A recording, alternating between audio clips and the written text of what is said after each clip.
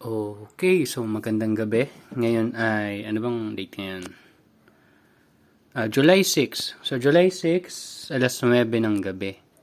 So, bago ko pakita yung seedlings natin. So, ito yung update natin. So, nag-harvest na tayo ng July 27. Nandun yon sa taas. July 27. Pero binura ko na kasi nagtanim na tayo nung July 4. Pero nag-harvest pa rin ako ng July 27, pero paubos na yon. Hina-harvest ko na yung pang ano ba tayo? Hindi pala July. June 27 pala.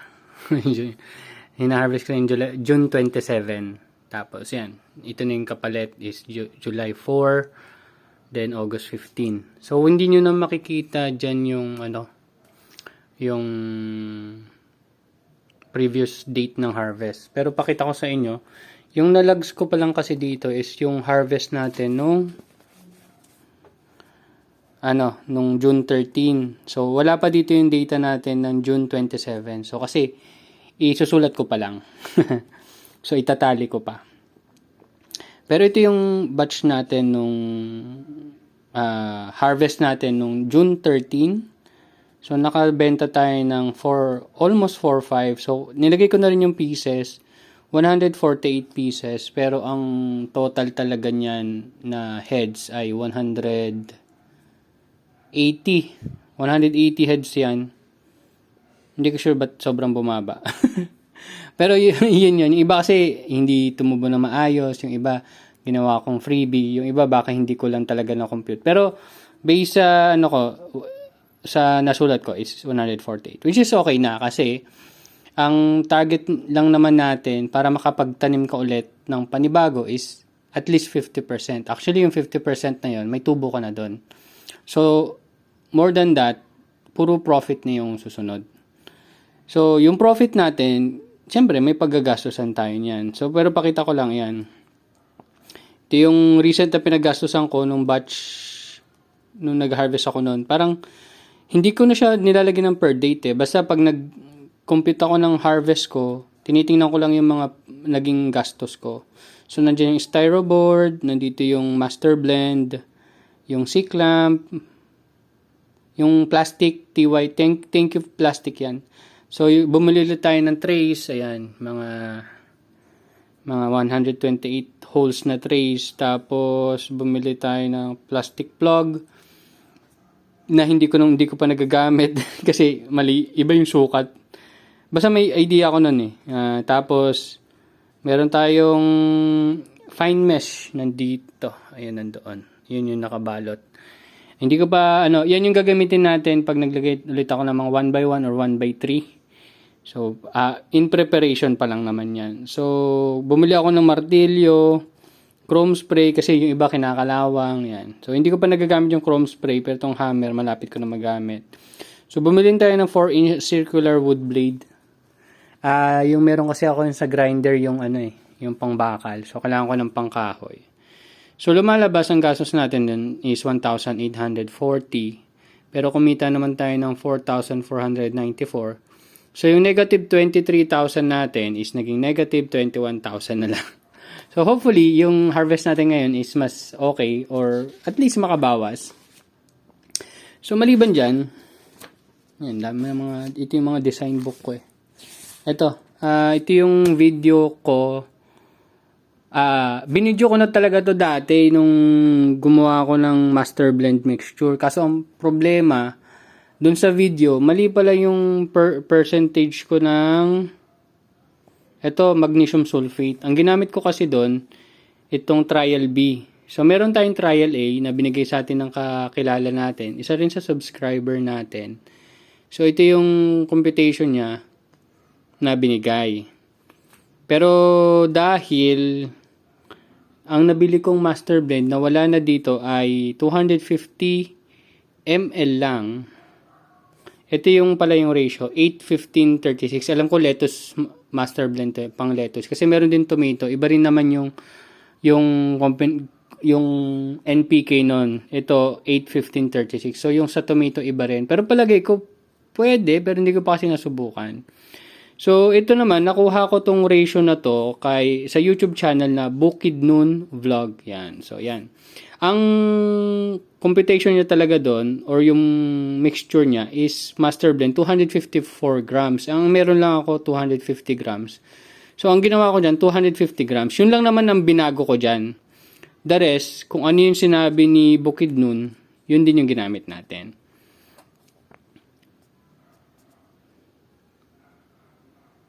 Tama ba ako? Ayan. Kay Bukidnon kasi, itong 400 grams ng calcium nitrate, ito yung ginagamit ko sa ano natin. Yan yung ratio natin sa paggamit ng KISS at saka NutriHydro solution. 400 grams.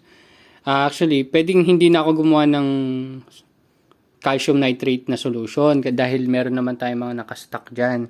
Pero for the sake na magamit natin yung halo ni Bukidnon, ginawa ko yung sinabi niya doon, which is 254 grams. So, since ang pagkakaintindi ko is parehas yung calcium nitrate tsaka yung sa master blend. So, kung 250 ang master blend ko, ginawa ko na rin 250 yung calcium nitrate solution niya.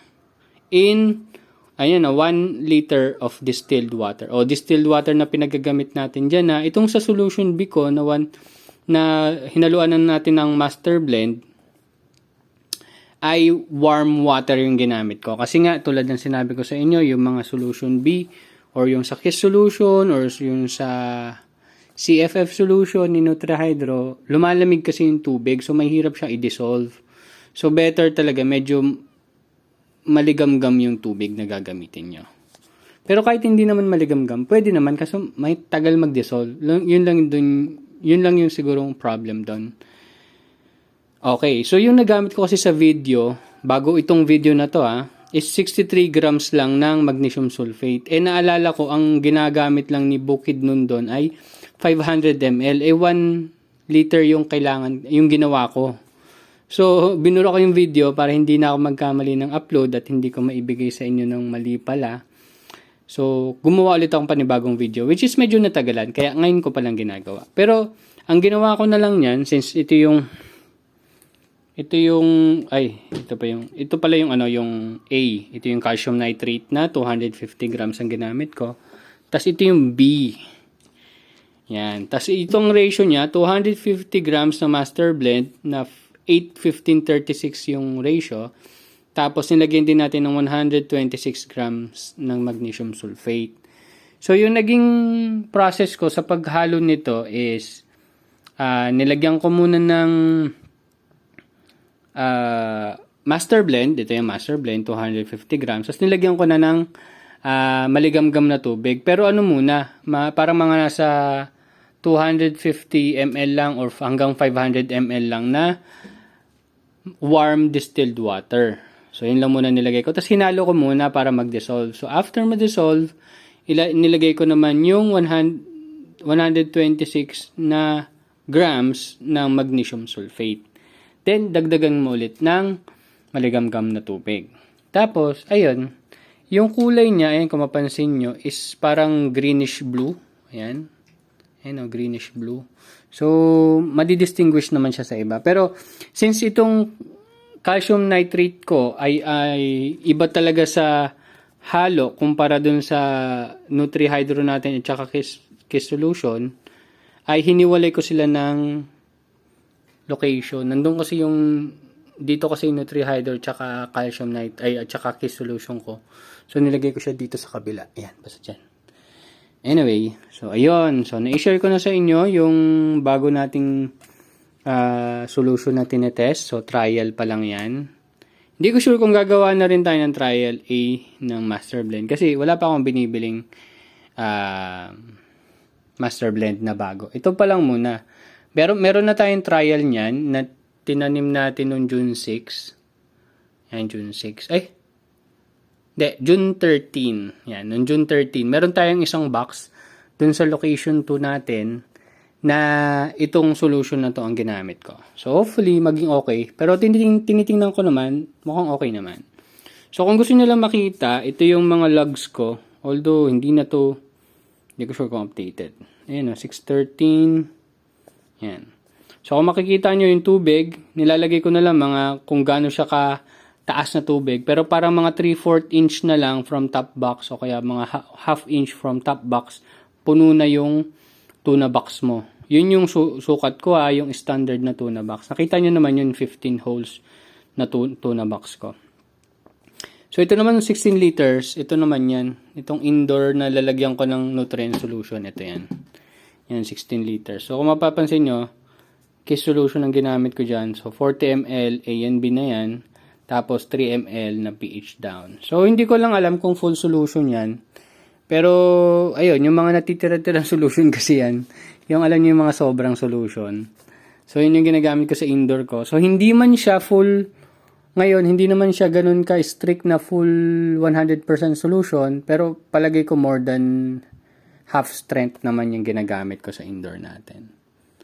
Yan. Tapos,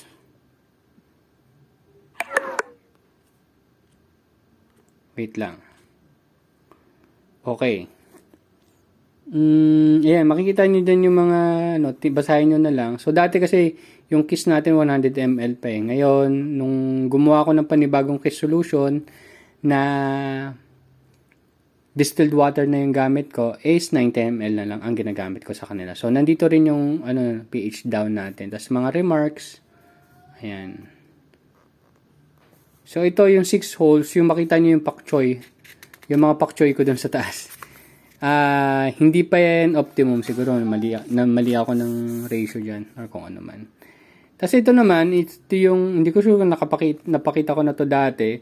Ito yung unang benta namin ni Kuya Jojo. Which is yan, 50 pieces in 9 days. So, ang rate natin is 5.5 pieces per day. Yung next naman natin na batch is nung batch ng May 23. Ito ay umabot ng 6.42 per day. So, lumaki. Tapos nung last namin na June 13, ayan.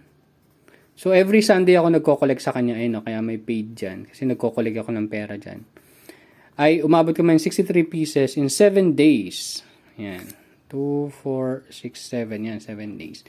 So, pumapata kayo ng 9 pieces per day. So, tumaas. Itong 27 ko, hindi ko pa nasusulat. Pero alam ko mas mababa to sa 9. Pero, goods pa rin. So, ayan, wala na akong mapapakita dito sa ating mahiwagang notebook. So, pakita ko lang sa inyo ang ating indoor nursery. So, ito ay batch nung... Abang batch to? June... 20. Tama ba? Tama, June 20. Kasi kaka-transfer ko lang nito. So, kung June 20... June 13. Hindi, June 20. June 20 pala yan, sorry. Hindi ko lang kasi na-cross out pa. Usually kasi kino-cross out ko. Hindi ko siya na-transfer ng July to. Na-transfer ko na siya ng 3, 4, mga 5. July 5 ko na siya na-transfer. Kasi napilay ako. So, nahihirapan talaga ako nun. So, na-delay, hindi ko na-prepare yung mga box. So, yan. Medyo nag-cram tayo niyan, pero umabot pa rin naman. Tapos, nagkaroon din ng problema yung 1x3. Kasi sa 1x3 na greenhouse ko siya itatanim. Nakita nyo naman yun sa video. Anyway, so, meron na rin tayo dito June 27. Ayun, June 27. Dapat pala, i-cross out ko na rin yan. I'm sorry. Hindi tayo masyado in line sa pagtatanim. So, ito is yan. At meron na rin pala tayong July 4. So, yan. Kung makita nyo, yan ay June 27, July 4. Ito, tatanggalin na natin. Yun lang, ganun lang kabilis. So, pakita ko sa inyo. So, ito, June 13 kung makita nyo. Pero, 15 days ko na bago na transfer. Yan. So, ito yung July 4. So, sabi ko sa inyo ngayon ay July 6. So, 2 days old pa lang yan. Yan, kita nyo? Yan. So, usually, hindi naman 100% 100% germination pero hindi naman lahat maganda yung tubo. Kaya nagpapasobra tayo. So kung kailangan natin ng 90 pieces, 96 pieces ang tinatanim ko. Kung kailangan ko naman ng 30 pieces, kasi 30 pieces lang yung babakante ko nun eh. Nagtatanim ako ng 35 pieces. Yan. So ito yung mga sobra. Yan. Katulad nun, nung last time, 90 pieces. So ito yung sobra, 2, 4, 6. Ito, hindi halos tumubo. Ayan. So, hindi ko pa sila dinidispose kasi titingnan ko pa after 3 days kung yung tinransferan ko na batch nila is may namatay. Pag may namatay, gagamitin natin siya as replacement. So, ayan. Yun yung ginagawa ko. So, ngayon, itong batch na susunod natin itatransfer is, ayan, no, may sablay, meron doon. Yung mahaba yung ugat. Hindi ko lang kung bakit eh. Tapos merong hindi tumubo dun sa dulo. So, 3 ka agad. So, sa ngayon, goods pa yan. Pero may maliit dito. Ayun, maliit. Kita.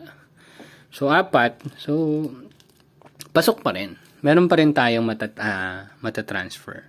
Tapos yung next batch ko is 30 pieces lang ulit muna. Ewan ko kung kaya kong maging 45 pieces. Pero dito natin itatanim sa kabila. Yan dyan. So, nakababad na yan sa tubig. May tubig na yan. Ayun o. Nakababad na kagad yan sa tubig. First day pa lang nila nakababad na yan sa tubig. Ayan. Dati full strength kasi talagang tinatansya ko pa. Ngayon ano na lang. So, tansya-tansya na lang. Pero mga more than half strength pero hindi naman full strength. Yun yung tansya ko. Goods naman. Yan. So, day 1 pa lang nakababad na sila. Pero pag may katulad nung last time, nahirapan ako transfer kaagad. So, itong batch ng June 30, nandyan pa yan sa taas. So, ang ginawa ko, since kailangan ko na magtanim ng Friday, Saturday pa ako magta-transfer. So, puno yung growing indoor nursery natin. So, ayan, yung 35 pieces na yun, nandito lang sa baba. Pero, hindi ko pa sila nilagyan ng tubig. So, ang ginawa ko, inisprayan ko lang sila ng tap water, tapos, nilagyan ko rin itong nung full strength. Ay, hindi, itong may nutrient solution na. Pero basa talaga kasi pag inisprayan ko lang sila, madaling matuyo kasi ayan madaling mag-absorb ang kokopit eh. So kailangan talagang babasain mo. Siguro kada isang cell mga 10 ml, mga ganon, or 20 ml, yun yung binubuhas natin tubig. May gamit tayo ngayon maliit na beaker o basta pang kaya yun, kanya-kanya. Pwede mo naman lagyan din agad ng nasa 3 liters yan tansya ko. 3 liters ng tubig. Kaso may hirap kasi iangat kasi hindi siya ganun katibay itong lagayan natin. Kaya I prefer, kung lalagyan ko siyang tubig, dapat nandyan na siya. Yun, namatay. Kasi naka-timer yan. So, mga 9:10 na ang oras, kaya namatay na siya. So anyway, so mahaba na yung video, pasensya na. And also ngayon, yung may minomonitor din tayo, ito, hindi lang masyado mabasa, pero 217 net cups yan, 217 net cups. So ano yan? Yan yung net cups na nagawa ko gamit yung 4 liters ng kokopit na binibili ko. Yung 4 liters na yan is 40 pesos. So ngayon, hindi ko pa nauubos, di ba? So pag naubos ko yan, malalaman ko kung ilang net cups ang nagagawa ng 40 pesos na kokopit. Di ba? Excited na ba kayo malaman kung gaano karami? Pero palagay ko, kaya pa natin gumawa ng mga around mga more than 50 net cups. So, sabi ko nga, ang estimate ko 250. Pero palagay ko, baka umabot pa nga ng 300. Tingnan natin. Ibabalita ko naman sa inyo. So, yung kada net cup natin is isang ganyan. Ayun. So, yun lang. Thank you very much and see you next updates mga tropa. Bye-bye!